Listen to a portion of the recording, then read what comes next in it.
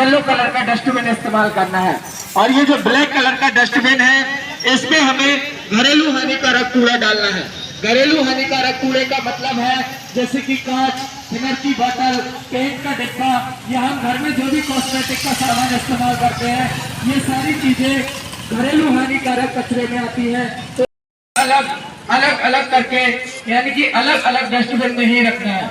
और जिस प्रकार से आपकी गली में डोर टू डोर नगर निगम की गाड़ी आती है, उसमें भी 4 प्रकार के कंपार्टमेंट होते हैं, हरा, नीला और पीछे 2 कलर के डिब्बे टंगे होते हैं, एक पीला और ब्लैक कलर का।